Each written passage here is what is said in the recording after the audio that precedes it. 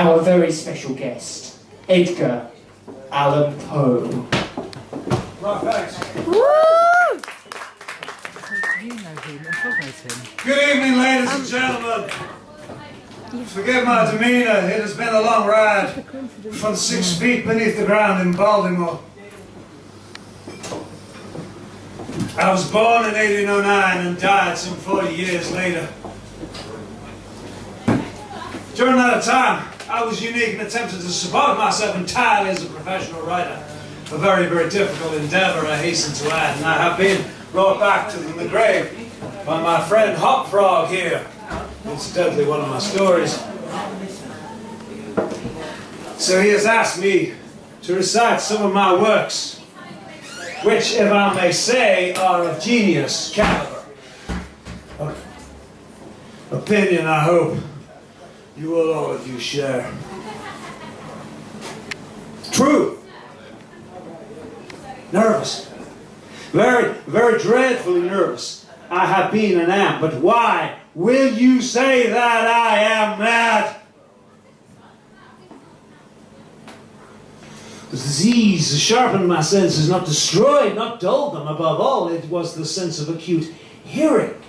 I heard all things in heaven and in the earth. I heard many things in hell.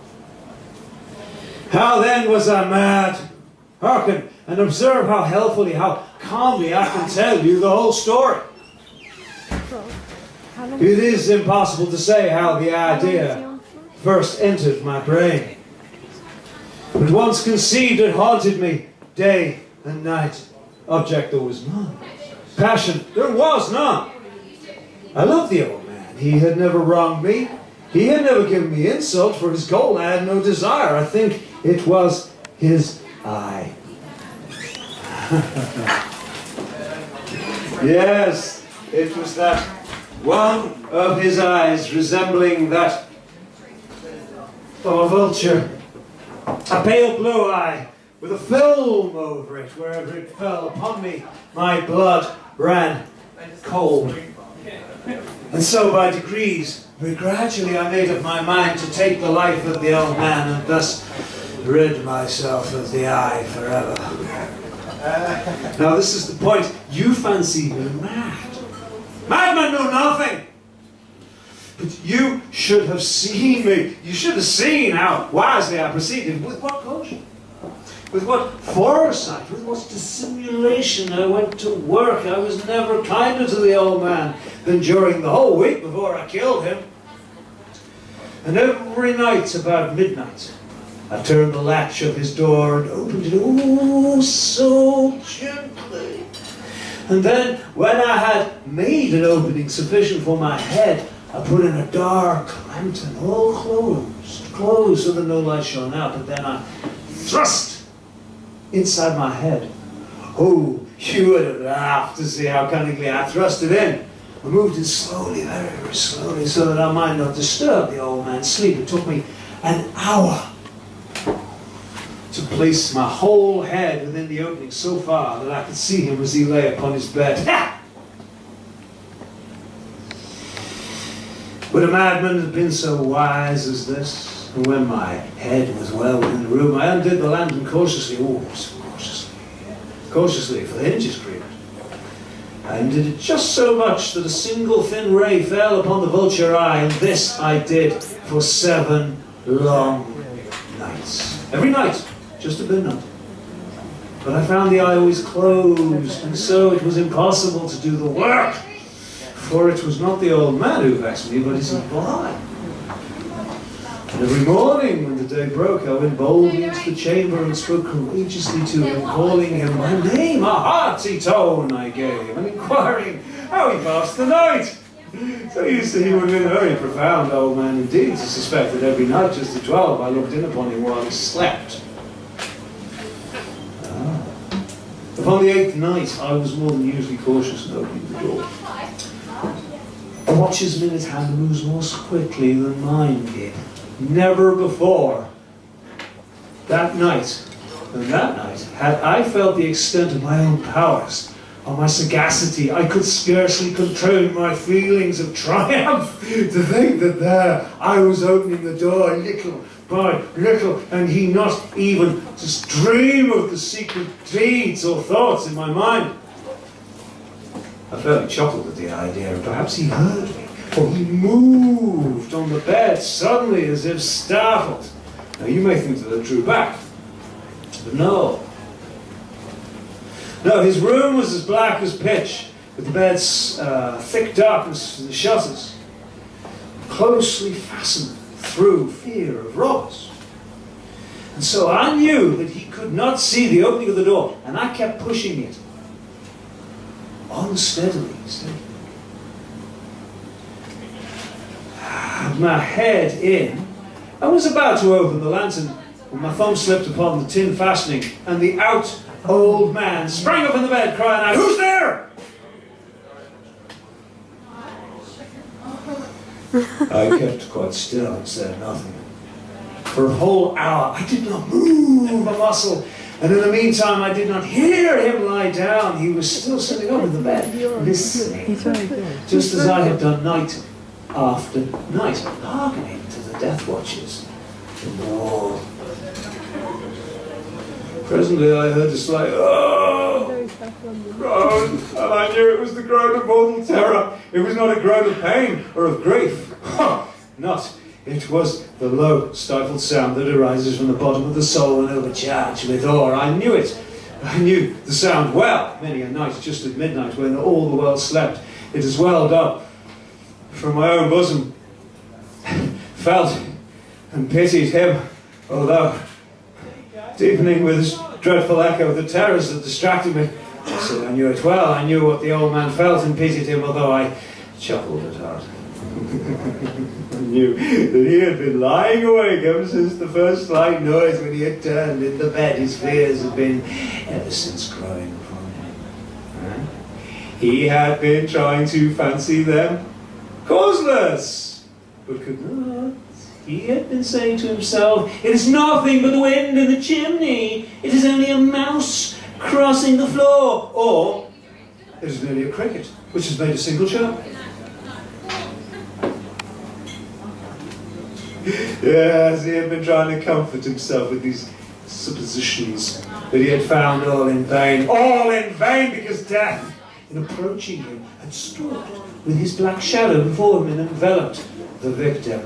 And it was the mournful influence of the unperceived shadow that caused him to feel, although he neither saw nor heard, to feel the presence of my head within the room. When I had waited a long time, very patiently, without hearing him lie down, I resolved to open a little, very, very little crevice in the lantern. So I opened it. You cannot imagine how stealthily, until at length a single dim ray, like the thread of a spider, shot out from the crevice, and it fell upon the vulture eye. It was open. Wide, wide open, and I grew furious as I gazed upon it. I saw it with perfect distinctness, all a dull blue with a hideous veil over it that chilled the very marrow of my bones. But I could see nothing else of the old man's face or person, for I had directed the ray, as if by instinct, precisely upon the damned spot. Now, I have not told you that what you mistake for madness is but over acuteness of the senses. Now, I say there came to my ears a low, dull, quick sound, such as a watch makes when enveloped in cotton. I knew that sound too. It was the beating of the old man's heart. It increased my fury as the beating of a drum stimulates the soldier into courage. But even yet I could refrain and kept still. I scarcely breathed. I held the lantern motionless. I tried how stealthily I could maintain the ray upon the eye. Meantime, the hellish tattoo of the heart increased. It grew quicker and quicker and louder and louder every instant. The old man's terror must have been extreme, and it grew louder, I say, louder every moment. Do you mark me well? I have told you that I am nervous, so I am. And now, at the dead hour of the night, and in the dreadful silence of the old house, so strange a noise as this excited me to uncontrollable terror. Yet for some minutes longer I restrained and stood still, but the beating grew louder, louder! I thought the heart must burst, and now a new anxiety seized me.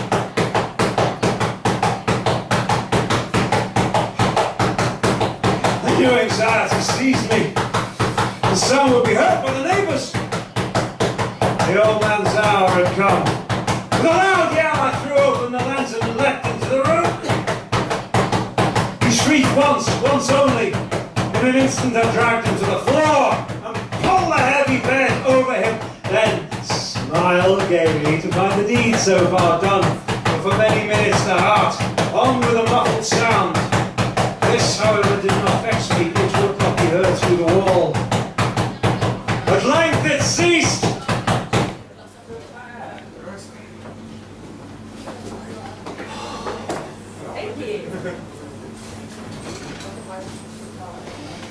The old man was dead. I removed the bed and examined the corpse. Yes, he was stone dead. I placed my hand upon the heart and held it there many minutes. There was no pulsation. He was stone dead. His eye would not drop or anything.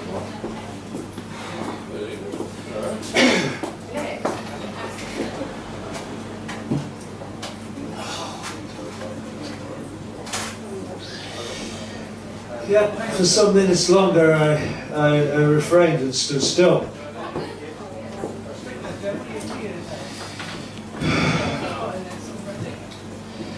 If you still think me mad, you will think so no longer when I describe the wise precautions I took for the concealment of the body. The night waned, and I worked hastily for inside. I took up 3 planks from the flooring of the chamber and deposited all between the scalings. I then replaced the board so cleverly, so kindly, that no human eye, not even his, could have detected anything wrong. There was nothing to wash out, no stains of any kind, no blood spot whatsoever. I had been too worried for that. I used it. When I made an end to these labours, it was 4 o'clock, still dark as midnight. As the bell sounded the hour, there came a knocking at the street door. I went down to open it with a light heart, but what had I now to fear? There entered 3 men who introduced themselves with perfect suavity as officers of the police. A shriek had been heard by a neighbour during the night. Suspicious of foul play had been aroused, information had been lodged at the police office, and they, the officers, had been deputised to search the premises. I smiled for what it had to do. I bade the gentleman welcome. The shriek, I said, was my own, in a dream. The old man I mentioned was absent in the country. I took my visitors all over the house. I bade them search well. I led them at length to his chamber. I showed them his treasures, secure, undisturbed. In the enthusiasm of my confidence, I brought chairs into the room and desired them here to rest from their fatigues while I myself, the wild audacity of my perfect triumph, placed my own seat upon the very spot beneath which reposed the corpse of the victim. The officers were satisfied. My manner had convinced them. I was singularly at ease. They sat, and while I answered cheerfully, they chatted of familiar things, but ere long I felt myself getting pale.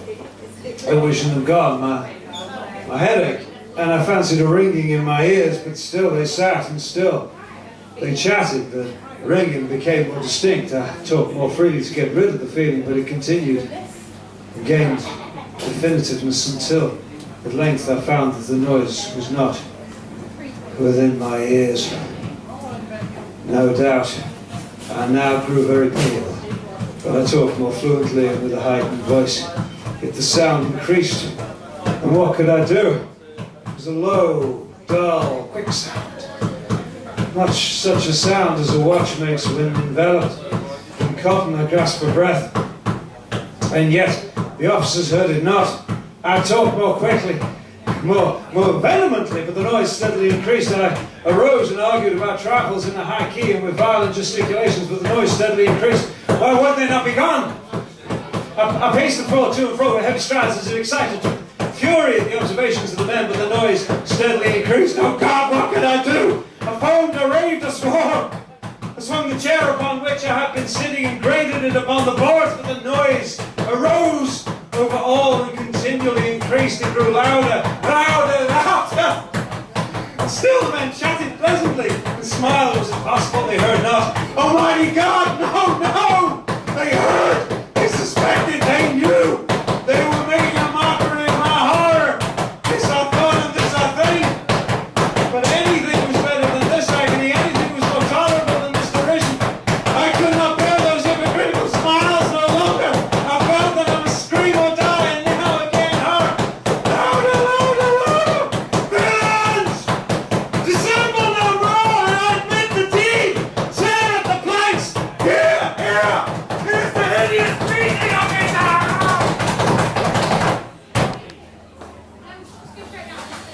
Oh!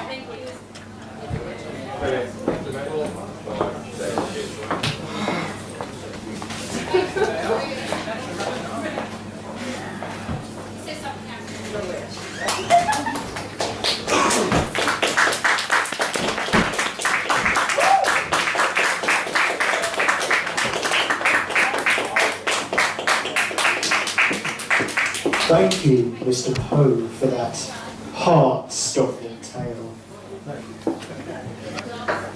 As you stroll through the bar tonight, do say hello to Mr. Edgar Allan Poe. And maybe share a drink with him, and perhaps he will tell you one of his stories.